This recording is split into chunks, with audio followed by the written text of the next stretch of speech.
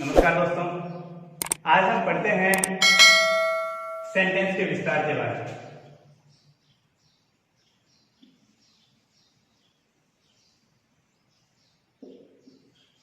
देखो, हमने सेंटेंस का नॉर्मल पैटर्न हमने पढ़ रखा है। हमने पढ़ा था सेंटेंस के बारे में, जैसे सबसे पहले क्या यूज करते हैं, हम सब्जेक्ट यूज करते हैं, और इसके बाद क्या यूज करते हैं, वर्ब, और इसके बाद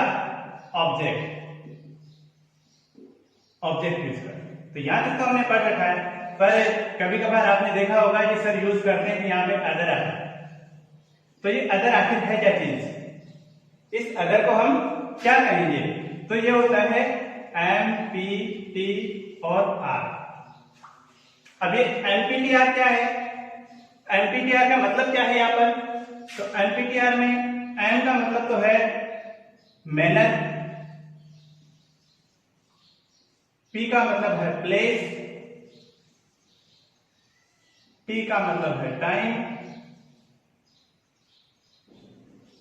और आर का मतलब है रीजन। अब बात करते हैं मैनर का मतलब क्या होता है हिंदी में। मैनर का मतलब होता है तरीका। प्लेस का मतलब क्या होता है? स्थान। और टाइम का मतलब क्या होता है? समय होता है। और इसी तरह रीजन का मतलब क्या होता है? कारण। कहने का मतलब हमारा जब भी कोई सेंटेंस बनेगा तो हम सबसे पहले यूज करेंगे सब्जेक्ट को, और सब्जेक्ट का मतलब कर्ता, और कर्ता के बाद में हम यूज करेंगे वर्ब को, और वर्ब का मतलब है क्रिया, और इसका मतलब है ऑब्जेक्ट, और ऑब्जेक्ट का मतलब है कर्म। अब हम बात करते हैं कि सबसे पहले तो आता है सब्जेक्ट, उसके बाद वर्ब, वर्ब के बाद ऑब्जेक्ट, और ऑब्जेक्ट के बाद में मैनर, मैनर के बाद प्लेस, प्लेस के बाद टाइम, और टाइम के बाद हम क्या यूज करेंगे? रीजन यूज करेंगे। ये हो गया फुल ऑफ सेंटेंस। अब हम बात करते हैं जब भी कोई हम सेंटेंस बनाते हैं तो कि सर सब्जेक्ट का पता कैसे चलेगा, सब्जेक्ट का ध्यान कैसे चलेगा हमें कि भाई ये सब्जेक्ट है। कभी कभी हमें ढूंढने के लिए बोल देते हैं कि इसमें से टाइम बताइए, या फिर ऑब्जेक्ट बताइए, ऑब्जेक्ट क्या है, या फिर मैनर बताइए, प्लेस बताइए। तो इन चीजों को हम ढूंढेंगे कैसे सेंटेंस में से? तो उसके लिए हमें यूज करना पड़ेगा यहाँ पर कुछ शब्द। उन शब्दों से हमें प्रश्न करना पड़ेगा। कुछ प्रश्नवाचक शब्द हमारे पास में है, उन प्रश्नवाचक शब्दों से हम क्या करेंगे? यहाँ पर प्रश्न करेंगे इनसे, और प्रश्न करेंगे तो फिर हमें इसका क्या मिल जाएगा? जवाब मिल जाएगा। जैसे सब्जेक्ट का मतलब है कर्ता, और कर्ता के लिए जब हम प्रश्न करेंगे तो कर्ता, जैसे मैं एक सेंटेंस लिख रहा हूं आपके सामने, Raman teach you English. Raman आपको इंग्लिश पढ़ाते हैं। तो रमन आपको इंग्लिश कौन पढ़ाते हैं? रमन पढ़ाते हैं। तो सब्जेक्ट का हम प्रश्न करना चाह रहे हैं, सब्जेक्ट को ढूंढना चाह रहे हैं, तो हम प्रश्न कर रहे हैं किससे? हम प्रश्न कर रहे हैं कौन से। किससे कर रहे हैं भाई? कौन। और कौन को इंग्लिश में हम कहेंगे हूं। कहने का मतलब जब भी हमें सब्जेक्ट को ढूंढना होगा तो हम उसमें प्रश्न करेंगे हूं से। तो ये बात हो जाएगी हमारी किससे? हूं से प्रश्न करेंगे तो हमारा मिल जाएगा कौन? सब्जेक्ट मिल जाएगा। अब हम बात करते हैं हर ए रोज। ही gave her a rose।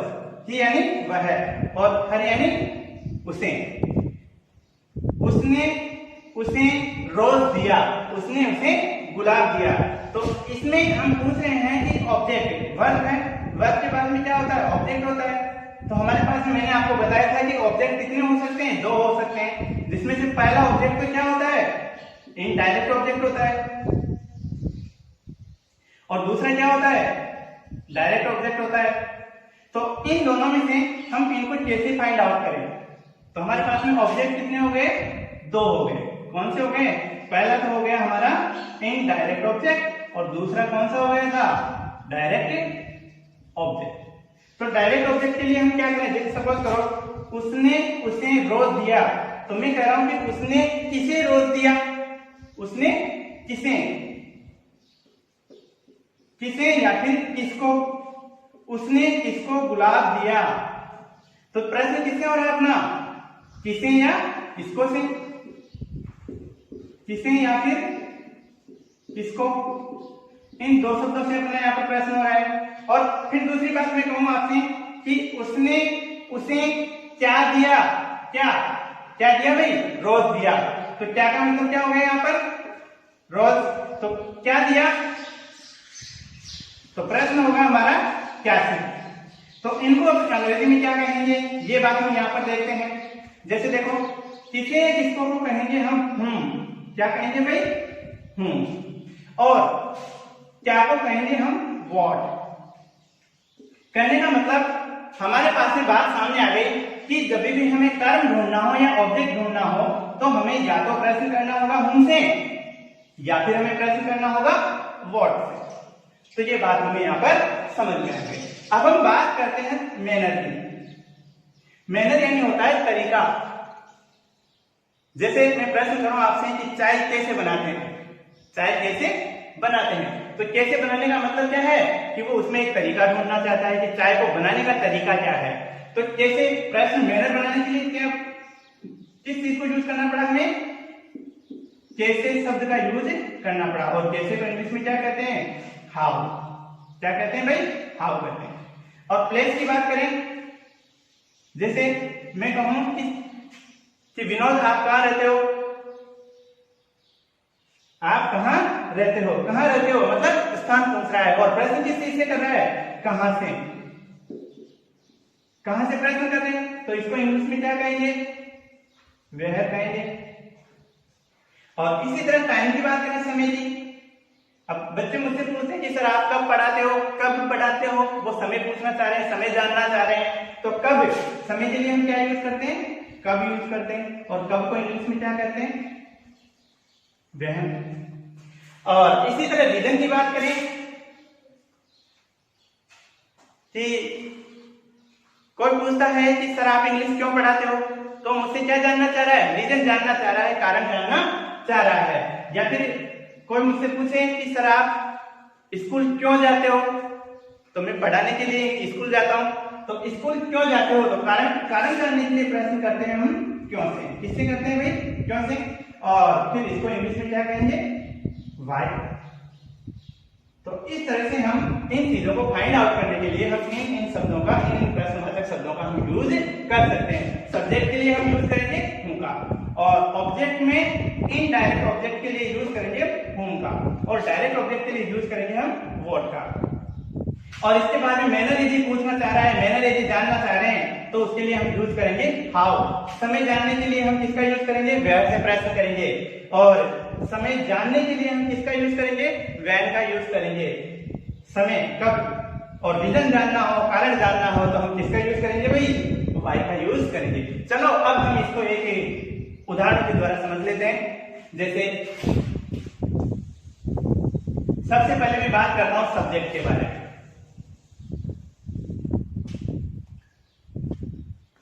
Subject find out कैसे करें,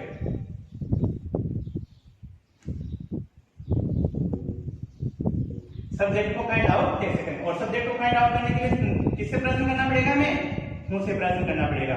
और हूं का अर्थ क्या होगा, कौन या किसने, कौन या किसने। जैसे Ritesh is playing football. Ritesh is playing football. अब यहां पर बात चल रही है हमारी कि खेल कौन रहा है, फुटबॉल कौन खेल रहा है। रितेश के बारे में जानना है तो हम जवाब करेंगे यहां पर हूं से। किससे करेंगे भाई, हूं से। हूं इज प्लेइंग फुटबॉल। तो ये बात हमारी आ गई इसमें कि हमें सब्जेक्ट फाइंड आउट करना हुआ, तो हमने प्रश्न किससे किया, उनसे प्रश्न किया। तो हमारा क्या सामने आ गया, सब्जेक्ट सामने आ गया। इसका जवाब क्या हो गया, उनका जवाब हो गया रितेश।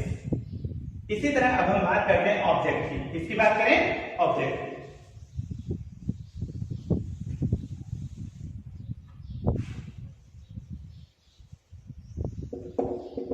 अब ऑब्जेक्ट की बात करें, और ऑब्जेक्ट के लिए हम कहते हैं कर्म, और कर्म कितने प्रकार का था हमारे पास में? 2 प्रकार का।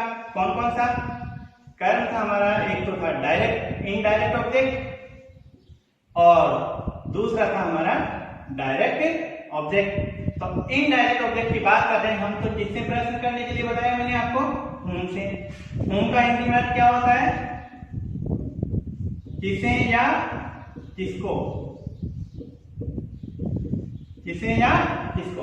और डायरेक्ट ऑब्जेक्ट की बात करें तो whom बताया मैंने आपको कि व्हाट से प्रश्न करेंगे। किससे प्रश्न करेंगे? व्हाट से। और व्हाट का हिंदी में क्या होता है? देखिए अभी जैसे रितेश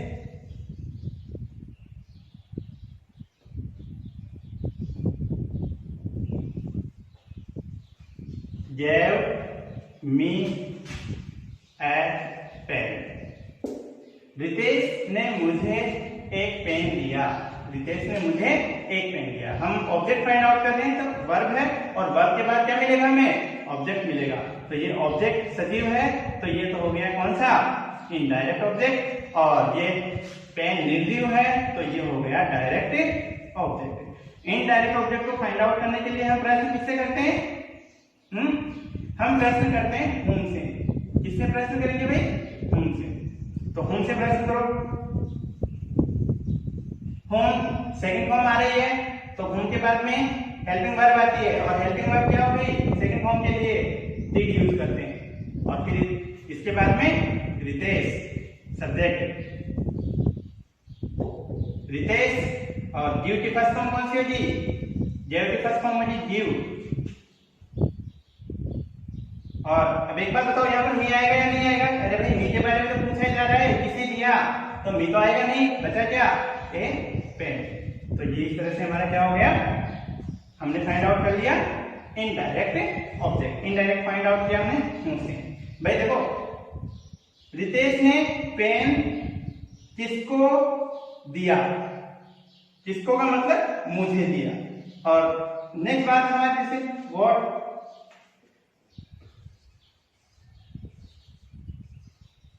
व्हाट से बात करें, what did Ritesh give you? Ritesh ने तुम्हें क्या दिया? रितेश ने तुम्हें क्या दिया? क्या दिया भाई तुम्हें? अरे भाई पेन दिया, और क्या दिया? व्हाट का जवाब क्या हो गया? पेन आ गया। तो हमें डायरेक्ट ऑब्जेक्ट फाइंड आउट हो गया। तो इस तरह से ये बात रही हमारी डायरेक्ट ऑब्जेक्ट और इनडायरेक्ट ऑब्जेक्ट। अब हम बात करते हैं मैनर की। किसकी बात करें? मैनर की बात करते हैं। मैनर यानी तरीका।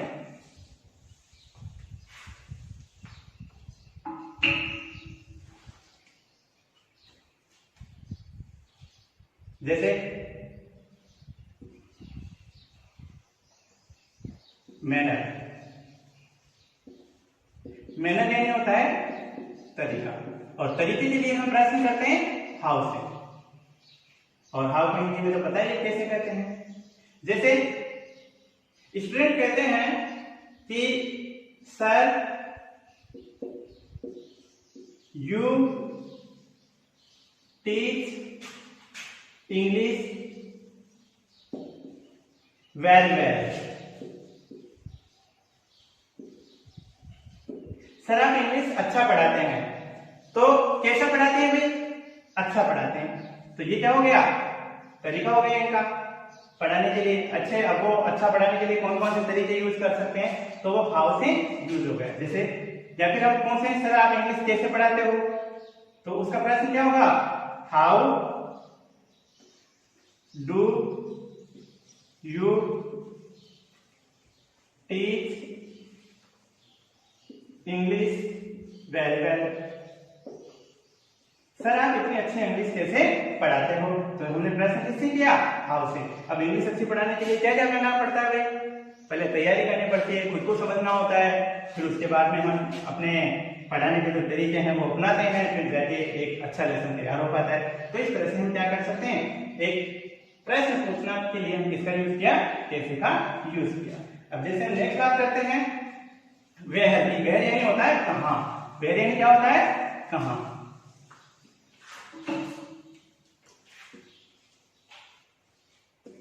वेयर को हिंदी में कहेंगे कहाँ, कहने का मतलब हमें यूज क्या करना है, प्लेस। प्लेस के बारे में पढ़ते हैं, प्लेस यानी स्थान होता है, और उस स्थान के लिए हम प्रश्न किससे करेंगे, वेयर से। जैसे सर आप इंग्लिश कहाँ पढ़ाते हो, वेयर डू यू टीच,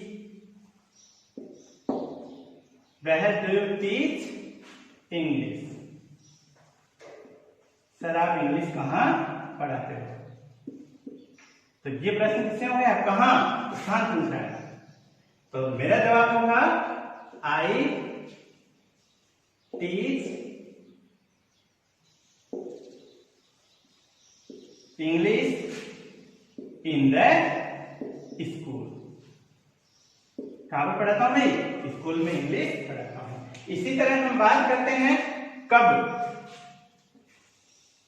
कब यानी व्हेन, और व्हेन के लिए हम किसका, टाइम का। इसकी बात करेंगे, नेक्स्ट बात करेंगे हम टाइम की। टाइम की बात करें, टाइम यानी होता है समय, और समय, समय को जानने के लिए हम प्रश्न करते हैं कब से, और कब को इंग्लिश में कहते हैं व्हेन। जैसे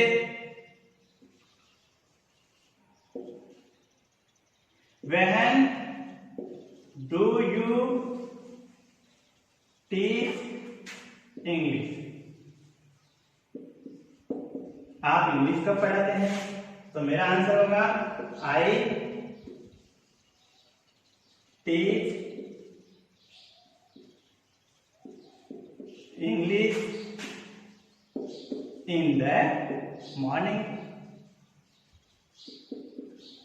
कब पढ़ाता हूं भाई, मॉर्निंग के समय इंग्लिश पढ़ाता हूं। समय के बारे में हमें पता चल गया। अब लास्ट है जैसे वाई, और वाई के लिए रीजन, कहने का मतलब हमें रीजन का पता करना है।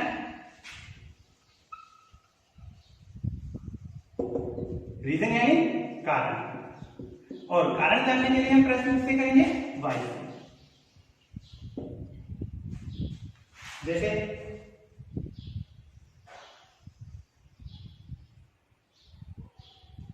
जैसे आप क्यों हंस रहे हैं, वाई